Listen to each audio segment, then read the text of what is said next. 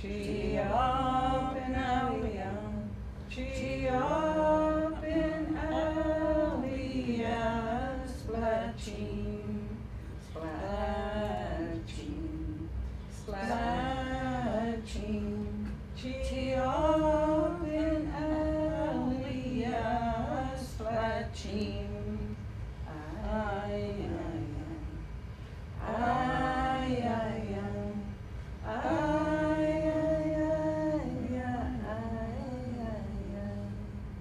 Juchmin Toma, Juchmin Toma, Juchmin Toma, Chiapin Aliyah, Chiapin Aliyah, Chiapin Aliyah, Chiapin Aliyah, Splatsin, Splatsin, Splatsin, Chiapin Aliyah, Splatsin. Ay, ay, ay, ay, ay, ay, ay, ay, ay, ay. Juchmin Toma, Juchmin Toma, Juchmin Toma, Chiapin Aliyah, Chiapin Aliyah, Chiapin Aliyah, Chiapin Aliyah, Splatsin, Splatsin, Splatsin, Chiapin Aliyah, Splatsin, Splatsin, Splatsin, Chiapin Aliyah, Splatsin. Ay, ay, ay, ay, ay, ay, ay, ay, ay, ay. Juchmin Toma, Chiapin Aliyah, Splatsin. Vaikka paikapäin päästä unohtiin ja kuppi siinä.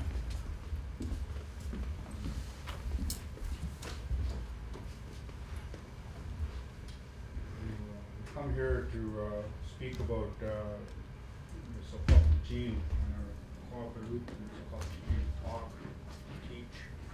And the kias here have been working really hard over the years to bring back to our people our language. And Splatsin, it is, as I've been learning it, it is our connection to who we are from the past. Because it's been severed in many ways to the residential schools, 60s school. And those of you that work in the social programs would know what I mean, because our people don't have their identity. They don't even know a lot about who they are because of what's happened. But in order for us to survive as a people, we need to we're here, I would say, in Splatsin in a state of emergency with our language. Because as you see, the kias, when they come in, we have just a handful that are fluent Splatsin speakers. Inasa Splatsin, I think in Splatsin. And so we have a responsibility ourselves as, as grandparents, Slas and kias, to teach the next generation.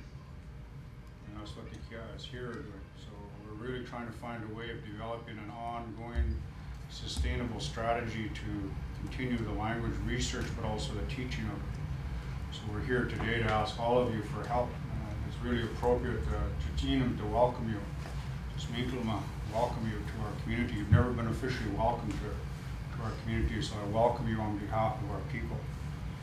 That's not happened for you as workers. When I say that, it's really important we do that. That's part of our traditions. That's what we've been taught. So just for Rosalind and for the Splatsin, Annie, it's really important. Because when we speak in Splatsin, we speak to our ancestors, but we speak to our future. And so that's what this is about. You may think language is about the past, but it's not. It's about the future.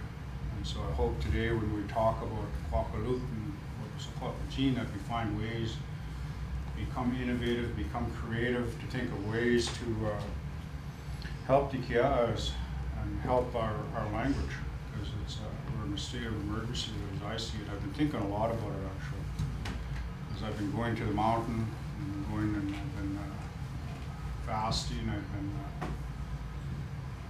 dancing in the mountain. I've been going there to ask for help, because that's what we need right now. We need to, and it's been interesting because when you ask for things, they come to you. We think things are lost, but I've been finding we ask for them, they come back to you in many different ways, even in ceremony. That's what I've been learning. So an important part of who we are and our connection to our past. So the Kia'as here have been working really hard at, we need to help them. That's what we need to do. So how we do that, I think on the administrative side, that's Loretta's job and your job to find a way. And I was thinking that maybe one of the ways we could think about doing this is a line item for each department, if you will, on language and culture. So then we can find a way to get a core sort of operating, and I can, I've been talking and trying to figure out a fundraising strategy to make it sustainable, outside of the community, talking to people like Super Save and working on developing a corporate strategy for raising funds. Those are the kinds of things that I'm going to work on, but I think we need a core operating base fund which should work from. And I think that's been the struggle here, is that it's not been seen as a core sort of operating part of our community, because we're doing it at many different levels. We do it here, we do it for school, we do it so and I think we got to coordinate all that to make it effective. So I just want to say that, and the work that Ray does in the territory is so critical to this, because I said it's interesting because a lot of the Secwepemc names for around here, I bet you people don't even know. Like Tees as an example, it's a word for grizzly bears, where grizzlies used to cross over here, things like that. There are just place names right here. We did a little language tour with our people and teaching, little things like that, right? And that's what I think we've got to start thinking about, building that into our programming over the years. Not a 1 year thing, probably over a 5 to 10 year. Because we've got to, in our lifetime, we will lose all our fluent speakers, and that's sad. So we've got to make sure that we replace it with something. And that's our job. So I just want to say that's the importance of today. We met once before, and we're going to try to do a session for our people who don't live on the reserve or at home. They live away from home. We're going to find a way to engage them as well, get their input into this. So it's really important. So this is the second one of 3. So just so you know, so it's really important. So I'd like to start off with that and say welcome you all here, and appreciate your time, because it's hard to get you all in the same room at the same time. Right, Loretta? So appreciate the commitment you have to be here to work. Cool. It's yours. Thanks, Jan. Just before we start, I don't know if, I know you all know each other because you all work together, but I'd also like to introduce Deborah Hall to those of you that don't know Deborah. Deborah is our new ED for our center as of Friday. Yeah, so our building is in transition. So that's the big shoes that Deborah's stepping in to fill, and we're grateful to have her step up to the plate and take on the big job.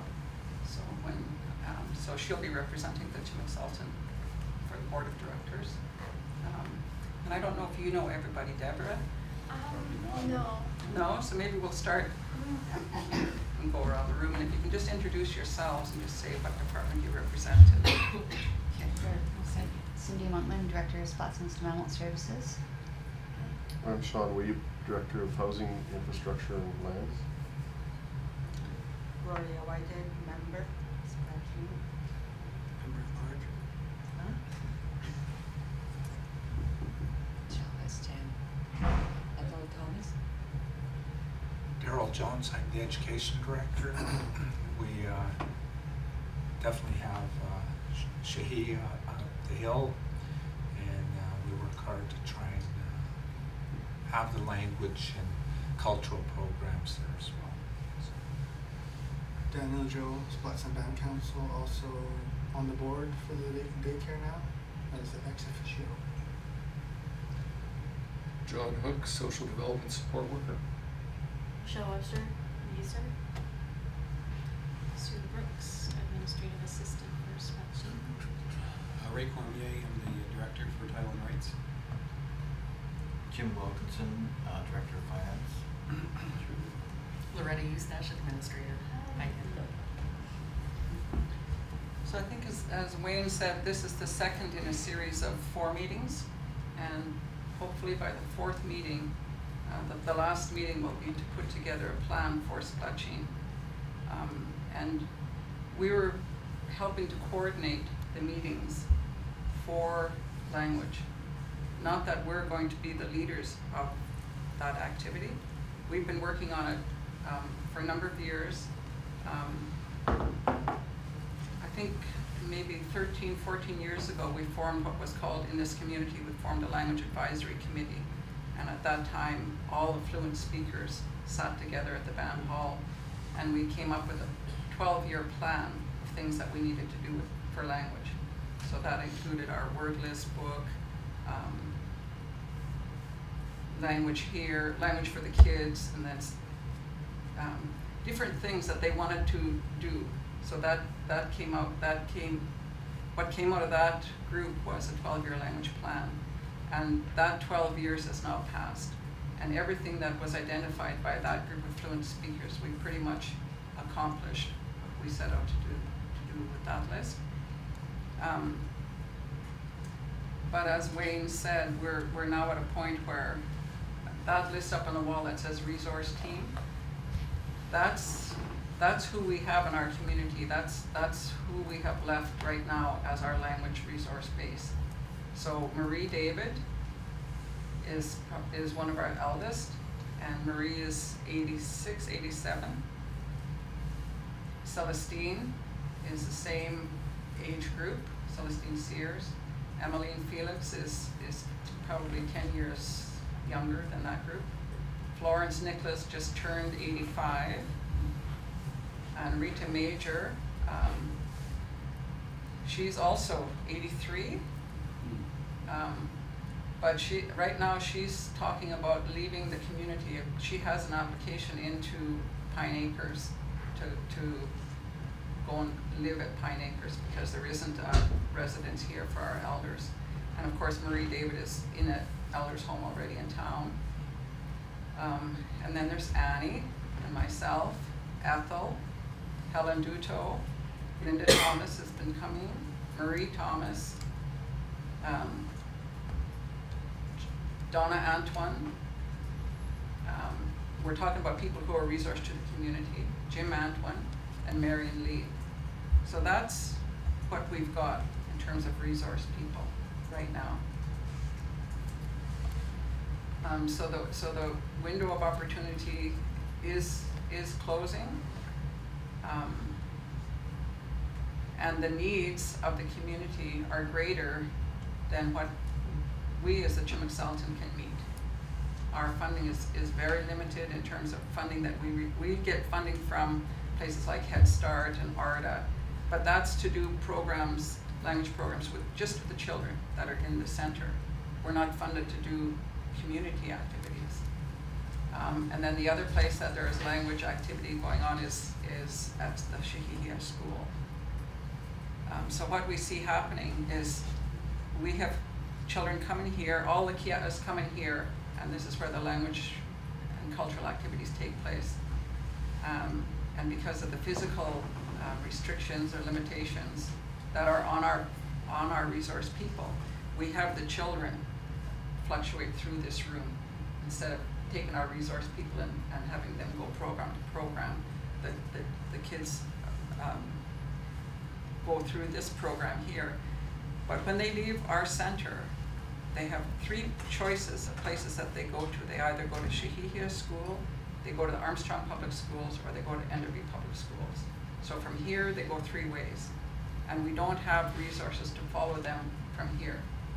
So some of them that go to Shahihia, they'll get more language up there. But but for the ones that go into public school, it's very limited. I understand Enderby is now starting to do a little bit of language in the school. But we also have the teen group, and I don't know how much of a need there is there or what's in place for them there.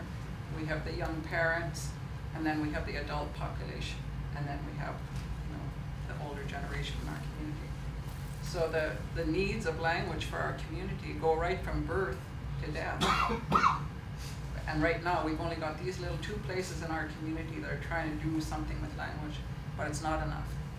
So what we're doing is we're passing the responsibility back to the council of, you know, to our leadership of our community, and we're saying to them, this is your responsibility. You know, you need to build something to meet these needs, you know. And so we've asked the community to come forward and make known their needs on a house-by-house basis. And then this is departments. We're asking to hear from all of the departments for you to state what your needs are in terms of language and culture for your programs, because that's also another need. Besides what we have as band members, your departments and the people that you represent have needs as well. So that's what we'd like to hear, so that the people who are in the leadership positions can hear this. And then the third meeting will be, I think, to hear from the off-reserve people who haven't had the opportunity to come to these first 2 meetings. And then from those 3 meetings, hopefully a plan will come out of that, and then we can put together some kind of a plan so that we have a new 10-year plan, new 10, 12-year plan, you know, of how language and culture for this community is going to be looked after. So back to you. So I don't know if you want to go department by department. That probably would be the easiest. I think Ray would probably be the easiest place to start. For language needs? I So think you're gonna go backwards, go west coast? so. Just because I want to give, you know, the other departments a chance to kind of think it through. Internalize the thinking, yeah. Whereas Ray That's no problem. works in that area. Yeah, obviously the first off the top of my head is you know, the translations for the place names in the territory, and trying to just give that inventory. I think that's important for the title rights cause.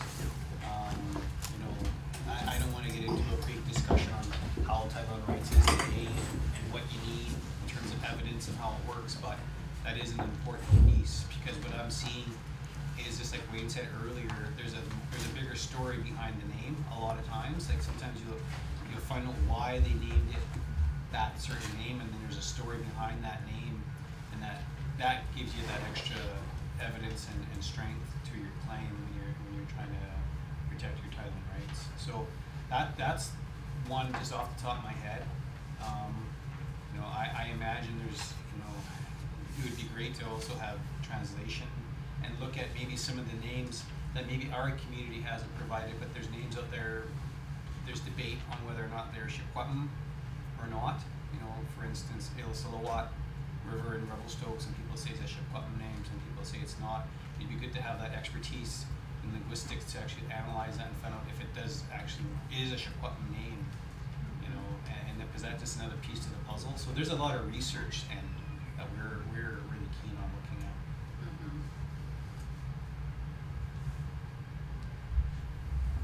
Next. We're going this way.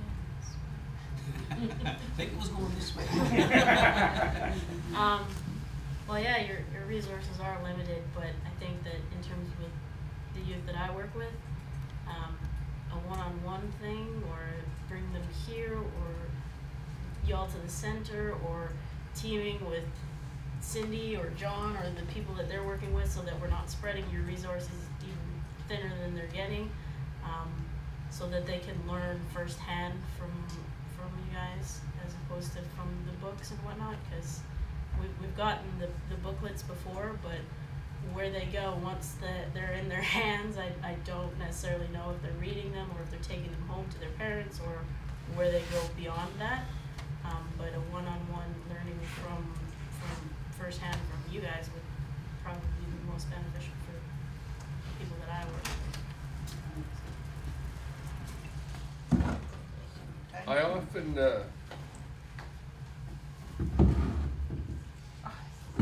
person? I often try to think about the work that we do in a kind of a holistic way.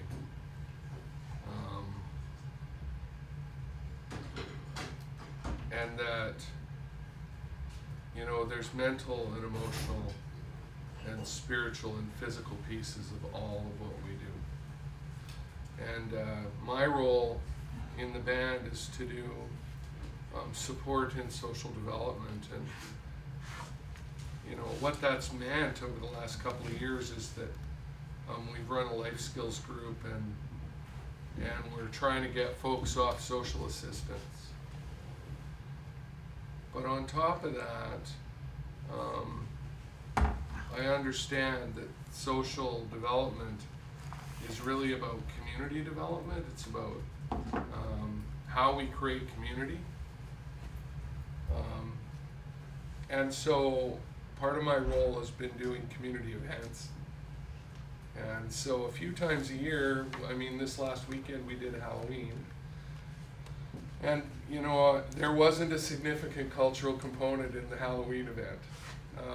But there probably could have been. When we do Christmas, we always have some cultural piece. When we've done celebrations around the equinox, we include a cultural piece. In the life skills, I tried to include as much culture as we possibly could, although the participants balked against some of the cultural pieces that we brought to the table.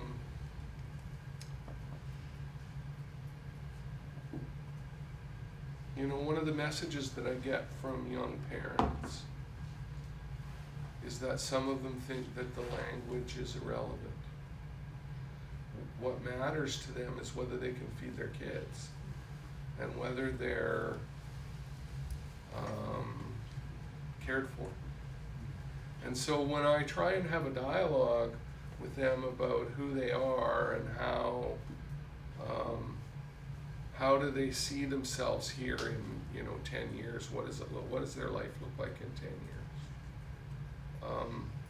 Many of the young adults tell me that it doesn't include a cultural piece. And I think that's a shame. Because many of our participants don't know who they are. And the only piece that creates, the pieces that create identity are our language, are our community, are our spirituality. So I certainly am willing to participate in whatever way we need to, whatever sort of a plan we need to cook up. I do currently help to fund some of your programs here through NCB. That's right. If we need a few more bucks, we'll find a way to carve it out.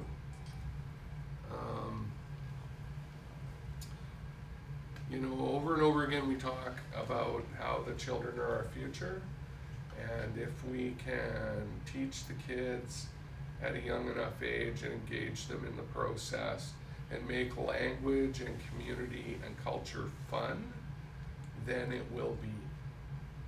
You know, when I go down and to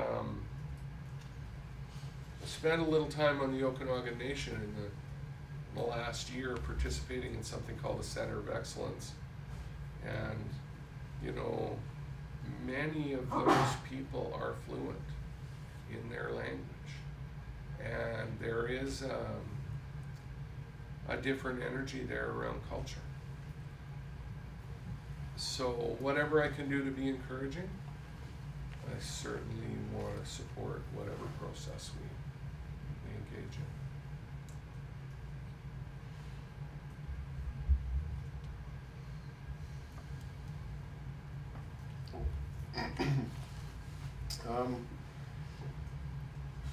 I don't know, I've been here for just about 2 years now, just about 2 years now. And some things that came to mind even when I first started was potentially simple things like even street names, having the names of the streets in language, and like all street signs could be converted. I've recently been in some meetings with the City of Enderby, and I think it's with the Ministry of Health, and they've given the city some money for it's like a connectivity trail system thing, so they're doing some research towards that. And one thing that came to my mind was potentially doing a connecting interpretive trail where we could actually get, like, join onto some of their trails, get some, maybe get them to put some signs up in our language, and then also carry it on to here, so, and bring up some stuff like Trustee was talking about that most people don't even know about, so they can, when they're traveling the trails, they can see that this is where grizzlies used to cross, and have it in our language, so that, in both languages, so that there's a chance to learn it from that aspect. That's off the top of my head all I can come up with at this point. Definitely some options. Yeah, I think what you mentioned around the signage, I think that's hugely important, and I think that's something that really needs to happen and increase. I noticed it a little bit, but you know, in terms of immersion and identification, I think that's huge. So I think signage is big, and if we can get the city to participate in cost sharing that, or even providing the complete funding for that, I think that is really, in some ways, their responsibility to do so. So I think that's really important.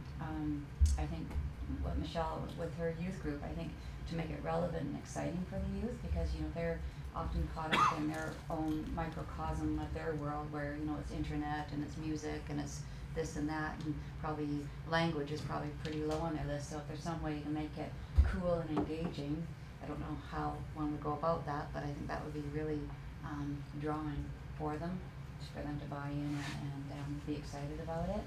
So I'm sure there may be other communities that have maybe had some success with making language and culture really appealing to the, you know, the 12 to 16-year-old age group, because that's a tough audience, I think, as we all know. In terms of our program with our foster parents and our kids that we have in care, we have developed a cultural toolbox. It's not huge. We did buy, I think, one book from the Teaching Society, which is a great resource. So we're giving those out to all our kids in care and foster parents, as well as linking them to the online audio internet resources on language, which that's a fabulous resource as well. I think people just have to be reminded about it, and I think once they have the opportunity to use it, they you know, would be interested, definitely.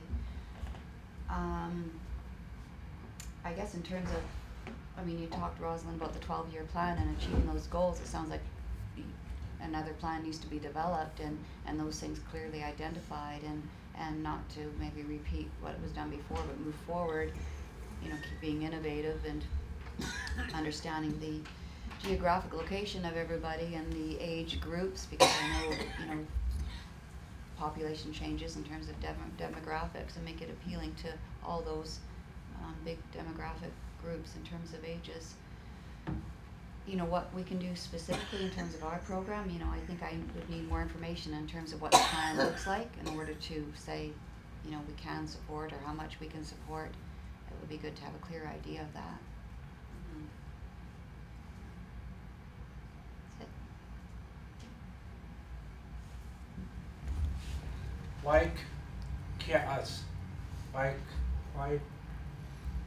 I'm Daryl Jones. I work in education. I've been there for quite some time. I do understand the issues, or I work hard to try and understand what the issues are, to try and help revive the language. I think it's very, very tough. I've heard people kind of say already that the families really kind of struggle, because, you know, the struggles they have in life around money and to survive is a really big part of our community. And when we look at that, it's something to me that how do we make things easier? How do we instill life skills so that our young people can move forward with their young families to get that support. Sometimes when we talk about support, I think it becomes really tough because they are just thinking, how do I provide a meal tonight for my family? And when it gets to be that, the poverty in our community is so high, and it's really hard to maybe to have them think outside of what's going on now in their homes. I know that at our school at Shahia, we work hard. We have worked hard for a very long time, and you know, we've had people volunteer when we first started the language there, which was Raymond and Helen. And you know, Helen is still there. Her health is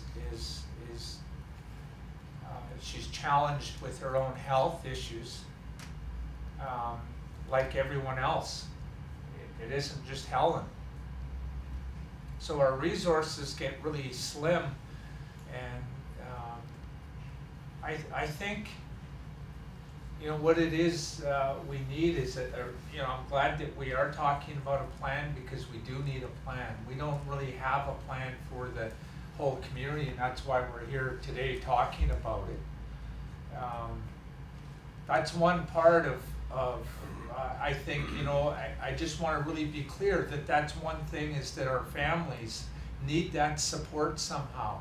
I remember when we started doing language a number of years back, and we had Marianne Ignis come into the community. There were good ideas then of having, because we don't have to go into every home and help families, you know, to adopt an elder and into their home. And you know, I've been talking lately with other communities around the language issues,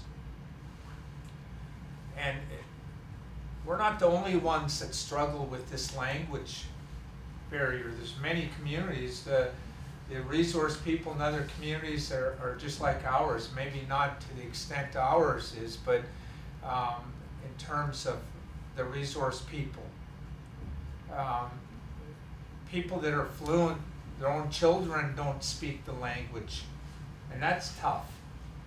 I think, you know, I guess, you know, sometimes people don't know how fortunate they are to have somebody that knows the language, that live right there in their home, and they struggle. I know that in our public schools, you know, like Rosalind said, you know, Donna Antoine is right now working Tuesdays at MVBD mentoring Craig Adams, and he's a band member, I believe, from Chase, and so she helps him teach the classes.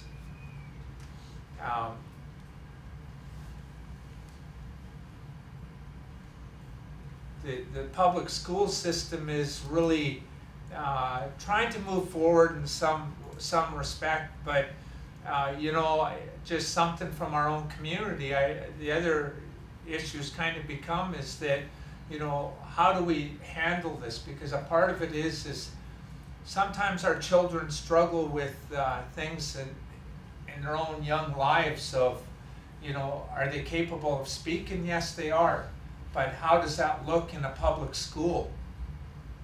If a non-native learns it before our own children, you know, I know that was talked about years ago. And how do we make sure that esteem in our children, that they feel good about who they are, because that's our job, is to make sure that our young students, that they feel good about themselves, because that's all a part of learning for anyone. And I really believe that, you know, I question, and I've tried to hang on to that, to say that, you know, that's something that our community needs to work on, and have that language taught in our own community.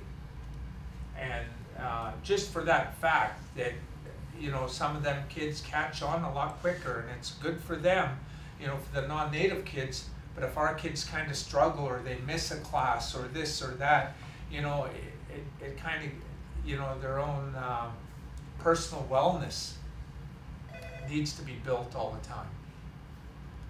And I think, you know, I worry about that. And this is the first year that, you know, they've done language programs at MVBD in the past, but it wasn't an ongoing thing. This, however, may be, and I think, you know, we definitely have some good students of our students from our community at BD.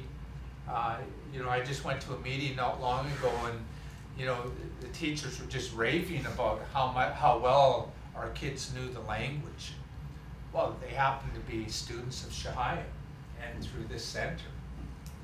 And that's a good thing, because, you know, our students at that time, you know, they're being built up to continue want to learn and help teach and other students.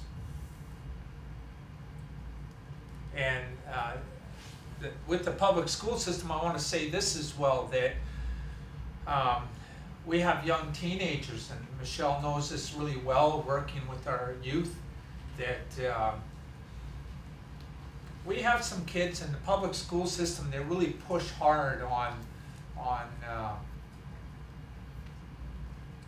drumming and singing, and, you know, whatever else, you know, the program, the outline that they have set up for the students in the schools. They want our kids to be the front runners of leading some of this stuff.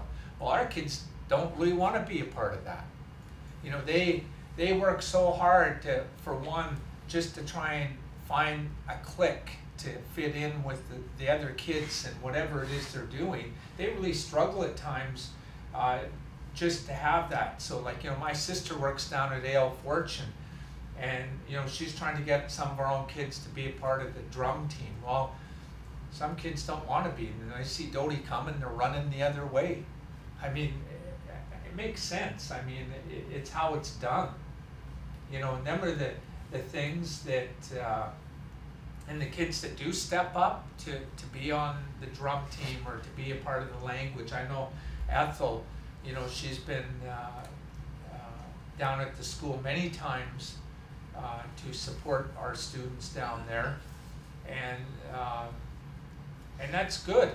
I think the other part is that we have to be really aware that our youth they are trying to find themselves, and a part of that is if they feel, you know, we can't, any one of us can't sit there and tell, you know, a 16 or 17-year-old how to think or act, and they kind of have their own mind made up.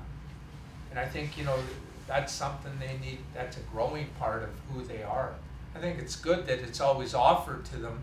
I think it's how it's done at times, and I really believe that, you know, like I said, you know, I go back to what was said, you know, probably, and I'm just kind of guessing, about 16 years ago, that you know, where that needs to be taught in our own community.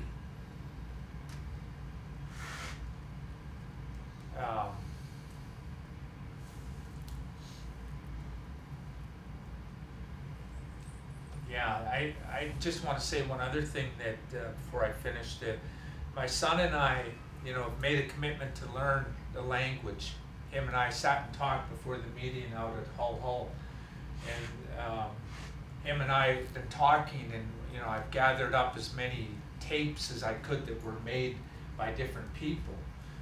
And it's pretty tough because them tapes aren't really clear, right? So it's really hard to hear. You know, in the old days when I remember we started this, the technology was, you know, let's buy the tapes and put it on tape so that our people can just hear it. Well, it gets pretty hard. and, you know, because it's the technology, and, but we're trying. My son and I are trying, and a part of it is sometimes, you know, when we look around our community, and I'm, as a band member, just saying this is be very honest, that, like, you know, if we're to look around and ask somebody to help teach us, everybody has a busy life. How do we get around that? How do we get it so that if, let's just say my son and I go and want to learn from someone, how do we get it so that, you know, we can do that? Because we're committed, but a part of it is that everyone is really busy, and we are busy. But, you know, if it's our time, because my son plays hockey, you know, it's fitting in times here and there, and sometimes that might not work for the person that might want to teach us too. So, like, you know, I think that's something that, you know, my son and I are trying to look at to work it out. And I don't know, I know that would be a big issue in our community, just that timing of how and what that looks like as well.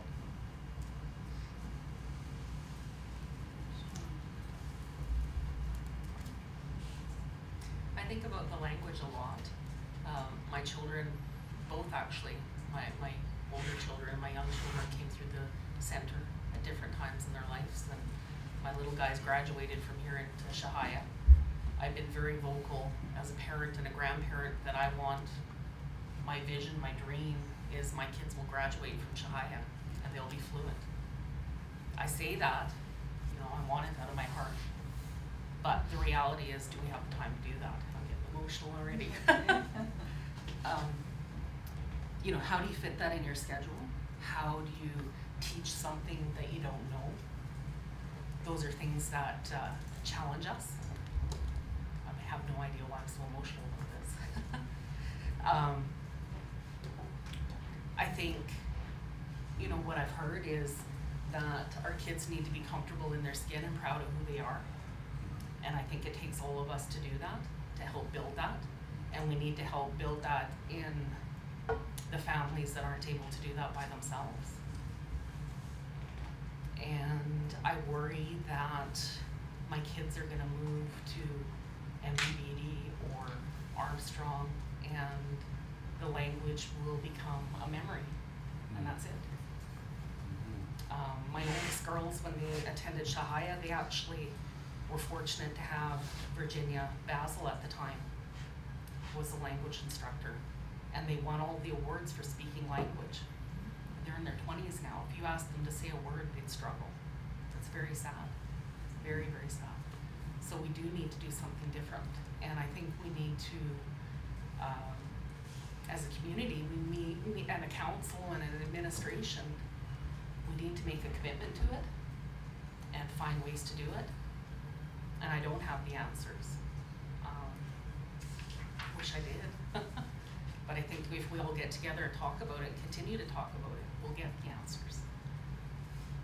And I really believe that, you know, we need a full immersion program so that when the little tykes come through this program and go to Shahaya, that they get a full immersion there so they can continue to learn and speak the language.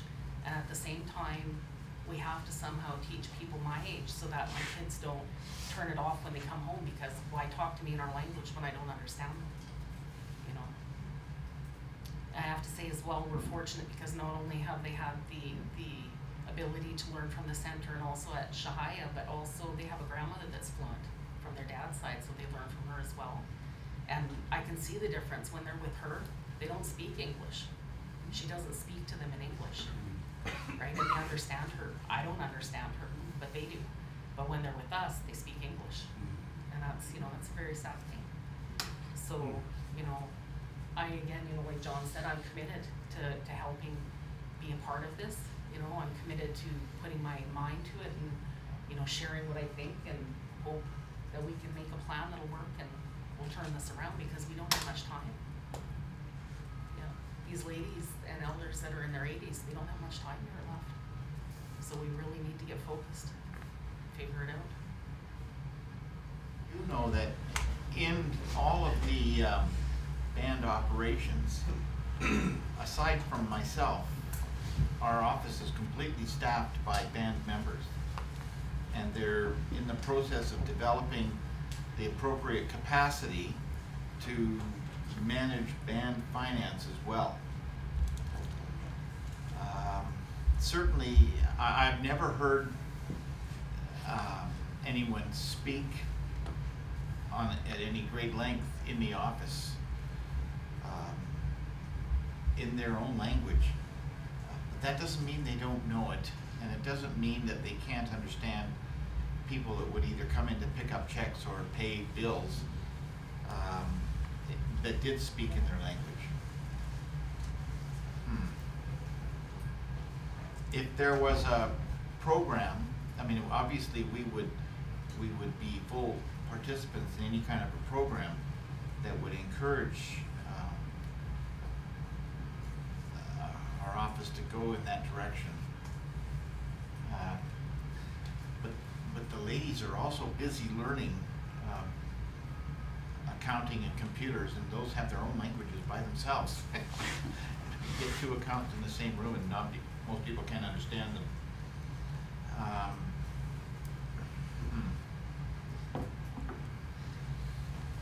The only thing I can say is that it's been some of my observations through my life. When I first started working as a young person in a professional career, I was actually a high school teacher. I taught phys ed, mathematics, and sciences. And then when I got older and finished an accounting designation, I actually taught at college for a while, where I taught business finance to up-and-coming accountants. One of the things I have observed in the area of education is that for whatever reason, people learn what they need to learn. In high school, lots of kids didn't think they needed math, so they didn't learn it. Those ones that wanted to go on to university in physics, they worked hard at it because they knew they needed to learn it. And when I taught college in Victoria for accounting students, they needed to learn business finance, so they were busy learning math all over again as well. So they were in a position where they needed to learn it. So it seems to me that if you want your children to learn their language and to retain it, you've got to provide for them a reason why they need to have it and make it relevant in their lives. Whether that comes through community pride, which, and I believe there's all kinds of venues there where that could be developed, or whether it comes just from family settings where it's important from one family to another or from one generation to another that they learn to speak their original language. I don't know. But if the kids understand that it's important to learn, they will learn it. Maybe they may not all be fluent, but some will, and some will learn it just because it's deemed to be relevant and practical for them.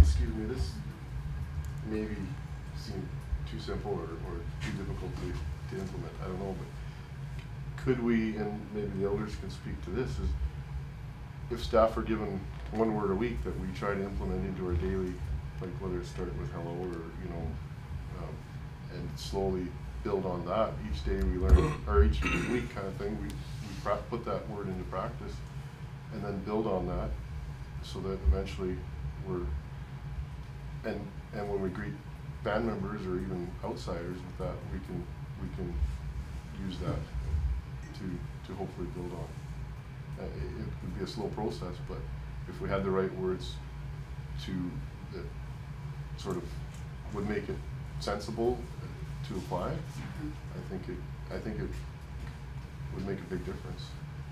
That would be an excellent activity for like a language department staff person to do. So we can add that to the list of things that the band would cover. So that would be something that would be helpful. Do you think that it would make sense? I know that we're all stretched and we've got a 35-hour work week and most of us are putting in a little extra.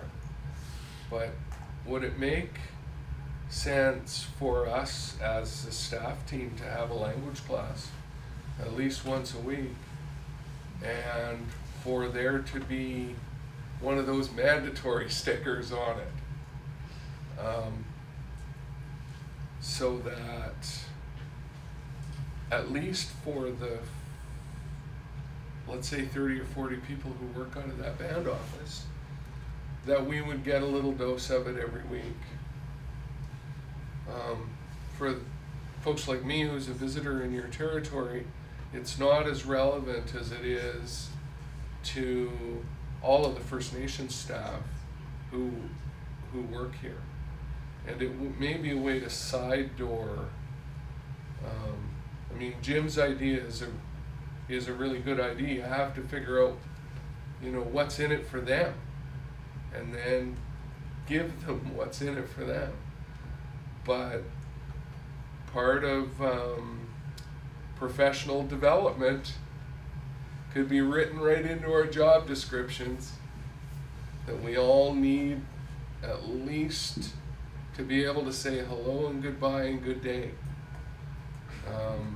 and to be able to say yes or no, or to have some functional understanding of the language. And maybe, I mean, I'm no language learner, but I would learn it. It was part of my job, right? I balked at French for 12 years of school, but I think I would learn this, because it would be relevant to the work that I do. I know that some of the highlights of my week are when Violet comes in and speaks to me in Secwepemc. When I get to tease Annie in the front lobby, you know, that matters, right? And she speaks to me in your language. And I think it's that kind of interaction that we have to encourage. And you know, but for all the staff who are First Nations people who are working here, they've all got kids, they've all got ways to carry that on. So what I'm hearing, that there's also, so besides the needs that we've talked about in the community, there's also the staff. There's needs by the staff to have some language. So that's another, you know, that's another thing that gets added to the expense part of delivering a language program is the needs that the staff have for that, and people that you represent. You know, it would be nice to be able to exchange greetings with people in the language. So just greetings, that's one place that the language can survive, is in the area of greetings, you know. The other piece, I suppose, I'm going to throw all my cards on the table. I've done a lot of work with folks on social assistance around identity questions. And it would seem to me that if you want to encourage language learning in the community, that everybody needs a name. That's how we create identity, is through the names that we're given. And, you know, I don't know how many band members have a Secwepemc name, but those that don't need them. It's how they're going to understand themselves, this place, the world. It gives them a foundation to stand on. And that's going to cost money too. I know you guys had the naming ceremonies here about 10 years ago, and I know that wasn't cheap. I've seen some of them on YouTube, and that I know that costs money as well. So I have a question. I think Wayne is the language authority representative for Splatsin, for the Eastern dialect people. I was wondering if we could access some of the TRU. I see we're included on, SCES. I see they have iPods, everything for language. I wonder if us as Eastern were represented by that. We could access some of this iPods and all this technology through the TRU, because everybody's talking about finance. We should get some of those machines for the kiosks, and they could be put on loan to each staff, you know. I think we could save through that if we could work through TRU and, you know, I think Good idea. So, we had a lady from Kamloops. She's a Kamloops band member, but she's been doing work with us around our governance strategy, Christy Stewart. And one of the things that we were talking about, just sort of off the side after our meeting, was language. And their community actually pays a dividend or some sort of honorarium for their members to attend language classes. You know, I don't think it's a lot, and I know, obviously, I realize that they're quite a bit richer than we are in Kamloops, but, you know, that's another potential way to be creative if we really wanna find what's the end for people, and we have a community that, generally speaking, is living in poverty. You know, what better way to get them to come and learn language than to give them a gift certificate, even to buy some groceries. And I know, Daryl, you've done something similar to that. So, you know, maybe looking at creating a budget that can support that and really commit to it and do it.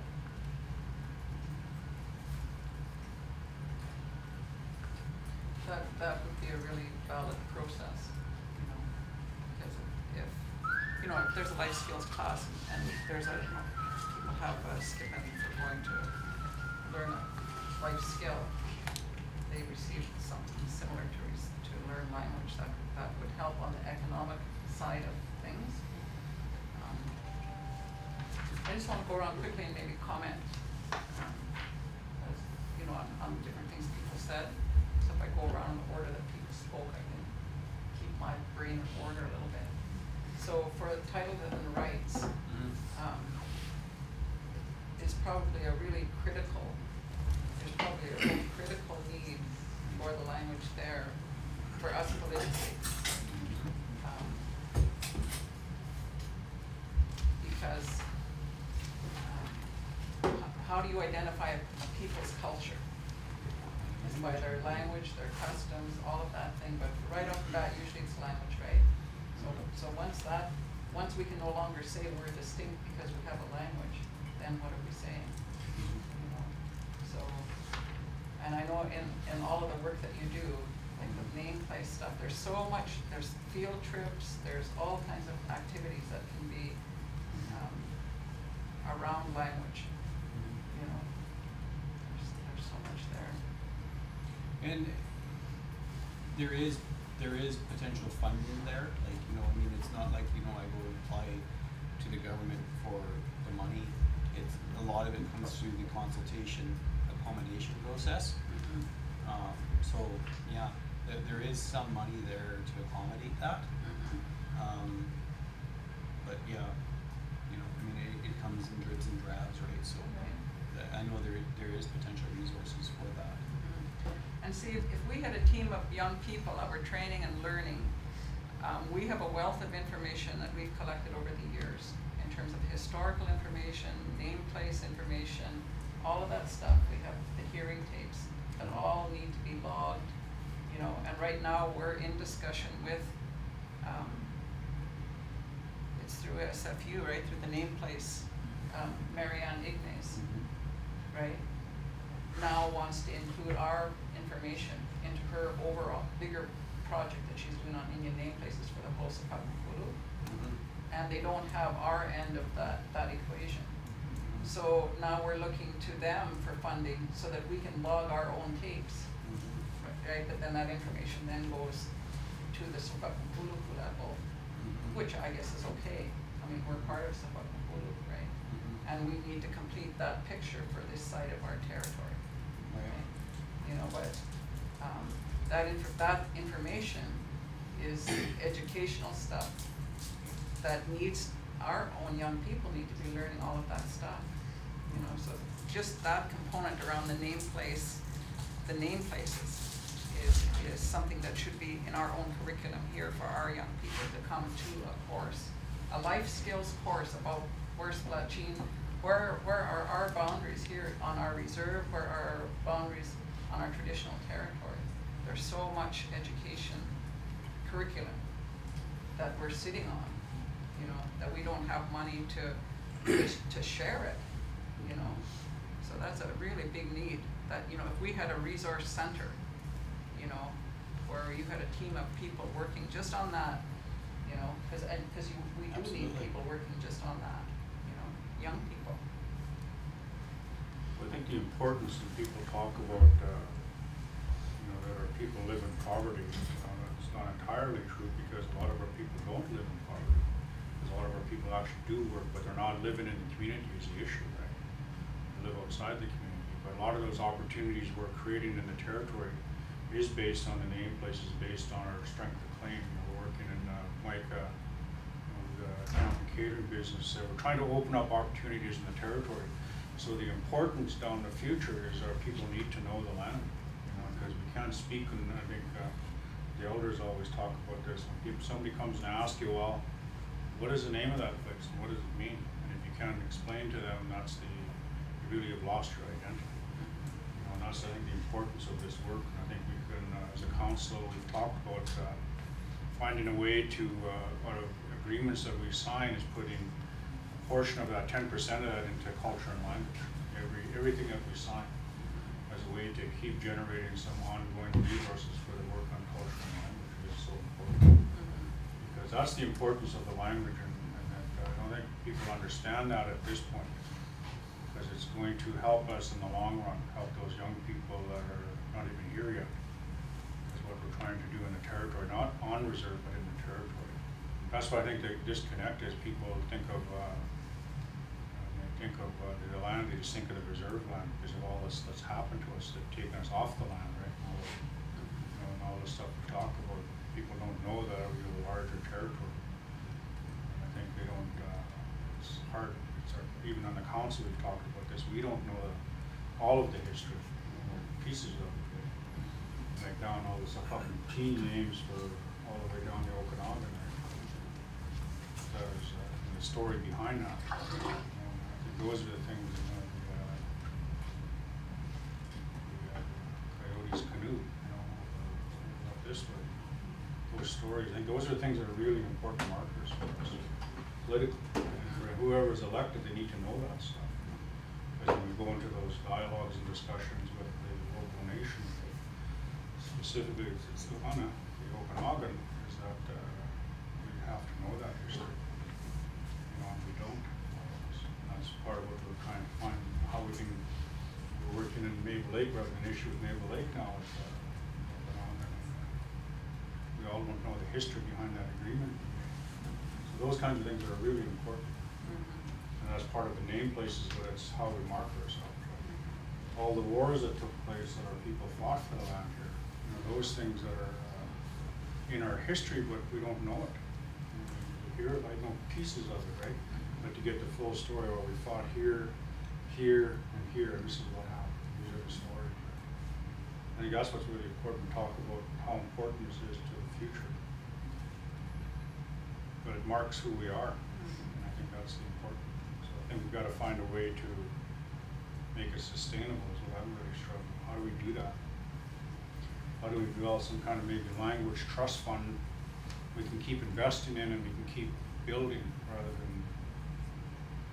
I don't want to get into a situation where it's just a program funded. We've got to find a way to sustain it outside of that. I've been thinking about that. How do we get other investment? You know, I'm thinking corporate. I'm thinking ways we can build a fund that we can, if the administration can create a line item and say this is our contribution, and we can say okay, we can build on that and build to what we need. Because we need something that's sustainable. We need something that's going to go over the next 10 years. You know, we're going to invest. You know, $1 million a year for 10 years is $10 million. That's kind of what I'm thinking at that level. That's what we need to be thinking about, you know. That's kind of what I'm thinking. And you need the resource department and you need the resource people. That's right. To answer the question and go there annually there should be an education for our community, for our people and for the people that work in our community. Where is our land? Just that question, where is our land? Where is our land that was allocated to us, that's now known as Splatsin and Colcall and Sickmouse, you know?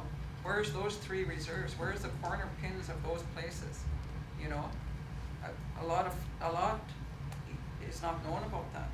And then where's all of the outside, territory, when Loretta was back in title rights still, we started to GPS some of those traditional places. We went on, we rented a bus and took all of the elders and went on a field trip. And we went around the whole outside perimeter of our territory and tried to GPS the whole thing. We didn't quite make it all the way around. We ran out of time and money, so it stopped there. And it's never been picked up again since then. But that needs to be an annual education activity of our community. Is where is our land? What's it called? So those are two big things that could be in a department. And then I want to move to Michelle. The young people, it is tough when kids get to that age to make the time for the language and the culture. Because when they hit that age, they just want to be the same. They just want to be them, whoever that is, whoever they're feeling their way around for that. But there's a whole piece of our culture, I think, that would really help. If we can somehow find ways, through song or games, that might interest them,